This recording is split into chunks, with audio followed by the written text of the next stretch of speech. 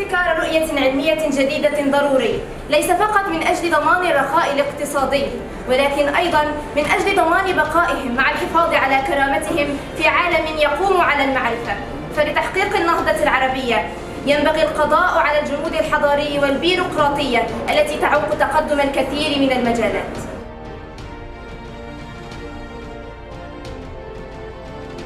وفي مشاريع كتيرة رائعة اتعملت هنا عندنا في الديبارتمنت ده، قدرنا بقى ندخل مسابقات واكسبيشنز ونظهر تميز مدرستنا.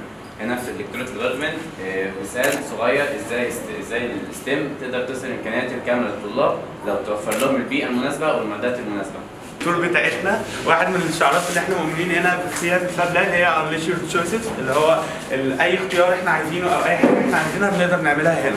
واحده من الماشينز اللي بتساعدنا جدا هنا ال 3D برينتر، ايا كان الشكل اللي حضرتك عايز تعمله ديزاين تعمله هنا، ومريم will introduce the machine to you. انه الماشين دي بتعمل ايه؟ هي اي شكل هندسي احنا بنحطه لها على البرامج اللي احنا بنحطها هنا على الكمبيوتر بتقدر تحولها لحاجه ماديه، حاجه نقدر نستفيد بيها. طبعا الماتيريالز اللي هي والتطبيقات اللي هي بتعملها مختلفه جدا وحاجات كتير عندنا، اللي هي قطع الشطرنج دي عملناها. احنا كان في كمان قطع غيار عاملينها للاله دي خاصه بيها شخصيا، وكنا بنبدل بيها احيانا لو في اي مشكله حصلت في الاله دي بنقدر نبدل بقطع الغيار اللي احنا عملناها. وبس كده هي دي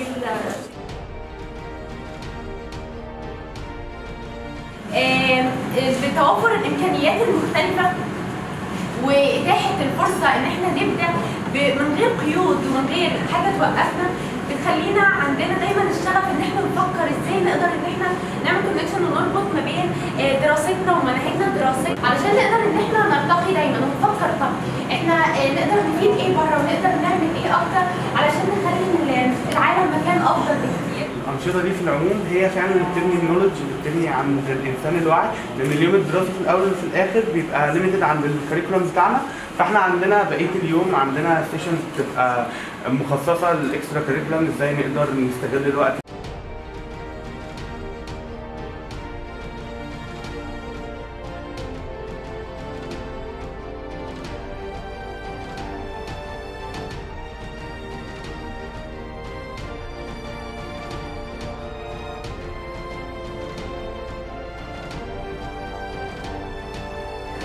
الليزر كاتر اللي هي بتقطع الماتيريالز بتطش ازاي؟ عن طريق ان هي بتجمع الليزر ده وتنزله على الماتيريال وهو ده اللي بيقطع. طيب بنعمل كده ازاي؟ بنستخدم في ابلكيشن كتير قوي ممكن نعمل عليها ديزاين، بس احنا هنا في الفاد لاب بنستخدم كورل. لو بنرسم الديزاين بعد كده بنديها امر طباعه، بعد كده بنشغلها وهي بتطبع. طيب السيفتي اللي في الماشين ان احنا لو رفعنا الكورل دي وهي شغاله الماشين هتقف. طيب حاجه ثانيه ان الليزر لما بتشتغل بتطلع هواء مش نظيف، فعشان حفاظا على البيئه يعني بنستخدم الماشين دي عشان تحوله لهواء. اخر حاجه قلتها ان احنا عندنا الماشين ما بتعملش غير 2 دي شيب، فعشان نعمل 3 دي شيب هنعمل ايه؟ بنعمل 2 دي شيب وبنجمعهم مع بعض عشان يعملوا 3 دي شيب.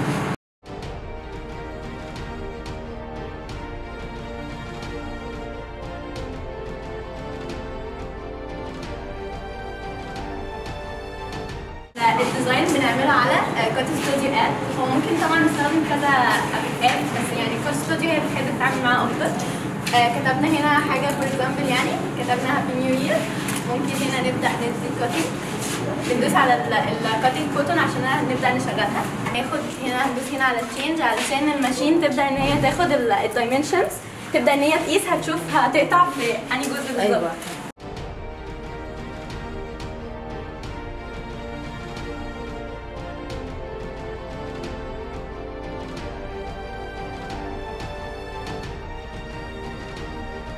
هو طبعا الماشين بيبقى ليها نقطة بداية احنا بنحددها على الماكينة، احنا بندينا نقطة البداية هنا، وبيبدأ بعد كده هي بتحسب حساباتها على حسب الديزاين اللي احنا عاملينه، والبرنامج بياخد الديزاين نفسه ويحوله لأوامر اكس واي زد، وبعد كده بيبدأ يشتغل. الشغل بتاعنا بيبقى على بروجكت، ساينتفك بروجكت اسمه كابستون. طول الترم احنا بنشتغل على البروجكت ده، فالفاب لاب هنا بيوفر لنا البيئه المناسبه اللي احنا نشتغل هنا. قصدي ان انا لو عايز اعمل اي حاجه بدل ما هطلع بره المدرسه وابدا اشوف نجار او حداد او كل ده، ببدا اعمله هنا. دي بعض البروجكتس الموجوده، كان في بروجكت كتير هنا، بس الفكره ان احنا حبينا نعمل سستينابيلتي في اللاب هنا، بدل ما البروجكت هي مركونه كده بدانا نعيد استخدامها تاني. قبل ان انا خلصت البروجكت بتاعي في سنه اولى، خلاص كان في الشغل بتاعه خشب مثلا، فانا خلصته.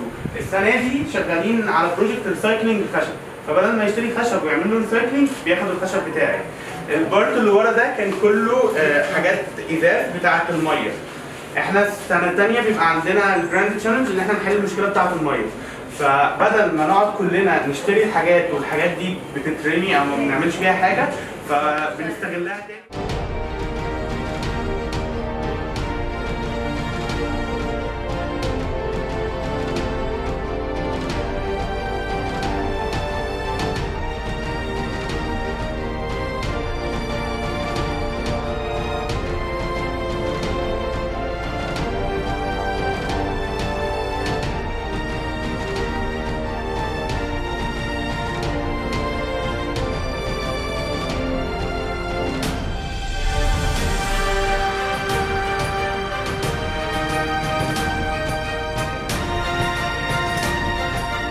وفقا لمنظمة الصحة العالمية بحلول عام 2030 في 250,000 وفاة زيادة سنويا هتحصل بسبب الكلايميت تشينج أو التغير المناخي. سبب واحد من أهم الأسباب بتاع الكلايميت تشينج هو increasing in greenhouse gas emission أو زيادة انبعاثات غازات الدفيئة أو غازات الاحتباس الحراري. واحدة من أهم الأسباب اللي بتزود غازات الاحتباس الحراري هو burning الأورجانيك ماتيريالز زي رايز سترو أو قش الرز. في العالم في 1000 مليون طن من قش الرز بيتحرق كل سنة. في آسيا لوحدها في 300 مليون طن، دول بيولدوا 1000 مليون طن اوف CO2 كربون دايوكسيد جاز، ده بيضر البيئة جدا. في بروبلم تانية في الجرين هاوس جاز برضه ايميجن، المانيفاكتشرنج بتاع البوليسترين اللي هو الستايروفوم. الستايروفوم المانيفاكتشرنج بتاعه بيطلع هيدروكلوروكربونز. الهيدروكلوروكربونز دي أسوأ 1000 مرة من الكربون دايوكسيد جاز، فكل ده بيضر البيئة. السوليوشن بتاعنا بسيط جدا، احنا لقينا efficient way عشان نعمل ريسايكلينج للرايز سترو ونستخدمه بديل للبوليسترين. الفكره بكل بساطه احنا بنعمل بيولوجيكال تريتمنت للرايز سترو عن طريق ماتيريال اسمها مايسيليوم. مايسيليوم عباره عن الروتس بتاعت المشروم. اي زرع بيبقى ليه روتس، المشروم بيبقى ليه روتس، الروتس بتاعته اسمها مايسيليوم. الفكره البروجكت بتاعنا قايم ساينتفك بيس بتاعته على القدره بتاعت المايسيليوم اللي هي تعمل جروينج في الرايز سترو وتعمل ديكومبوزيشن للماتيريالز بتاعته عشان تولد الماتيريال الجديده. في الاخر خالص بنوصل للماتيريال الجديده بالشكل ده. جانا هتكمل معاك دلوقتي الابلكيشنز والاناليسيز والريزولتس بتاعتها. صباح الخير، انا جانا احمد. عندنا هنا المواد اللي بتعتمد على المايسيليوم في صناعتها بيكون ليها مميزات كتير، زي ان هي كثافتها قليله وتكلفتها قليله ومش بتحتاج انرجي كتير في صناعتها، وكمان هي بتكون بايوديجريدبل او ان هي بتتحلل في البيئه عكس البلاستيك اللي بياخد مئات سنين عشان ان هو يتحلل. الماتيريال بتاعتنا ليها ثيرمال ريزيستنس عالي او ان هي مقاومه للحراره، فده بيساعدنا ان احنا نستخدمها كثيرمال انزوليشن بانلز او ان هي تستخدم البانل زي دي كده ان هي تكون عازله للحراره في المباني وكده. برضو هي ليها لو ثيرمال كوندكتيفيتي ان هي بتوصل الحراره بشكل ضعيف، فده بيساعدنا برضو في حته ان هي تشتغل كثيرمال انزوليشن بانلز. كثافتها الماتيريال بتاعتنا كثافتها اقل بكتير من كثافه البلاستيك وبتحتاج انرجي قليله جدا عكس البلاستيك. هي ما بتحتاجش كهرباء خالص في التصنيع بتاعها في خطوات التصنيع بتاعها. في تطبيقات كتير ممكن تطبق الماتيريال بتاعتنا زي ان هي ممكن تكون باكجينج ماتيريال او ماده للتجليف او التعبئه. هنا دي بتستخدم البرودكتس او ممكن المواد القابله للكسر اللي هي تتحط فيها وهي هتحميها وتمنع عنها اي بلاستيك. وهنا دي ممكن باكجينج ماتيريال للاكل والفود، ان احنا ممكن نحط فيها الاكل بدل الفوم والبلاستيك والجلاس، دول برضو كلهم مضرين البيئه. دي ايكو فريندلي. دي بلانت بوت او بدل بلاستيك بنحط فيها النباتات بتاعتنا، بتساعدنا في نمو النباتات وان هي ننقل النباتات من لوكيشن تاني من غير ما نستخدم حاجه مضره. وممكن برضو لو النبات كبر زي كده ممكن نحطها كلها في السويل وتستخدم كسمات للتربه ان هي هتتحلل. الفكره ان حاجه تانية مهمه في البروجكت بتاعنا، الكوست بتاعنا 2 لوب. الكوست بتاع الايزوليشن بانل حوالي 27 جنيه مصري. الفكره الايزوليشن بانل الموجود دلوقتي بالستايروفوم غير اللي هو بيضر البيئه، مش بيحصل له ريسايكلينج. الماتيريال بتاعتنا بتحصل لها ريسايكلينج في 30 دايز في التربه، بتستخدم كسمات. بعد ما بخلصها بطحنها وبحطها في التربه كسمات. الستايروفوم بياخد سنين كتير عشان يتعمل.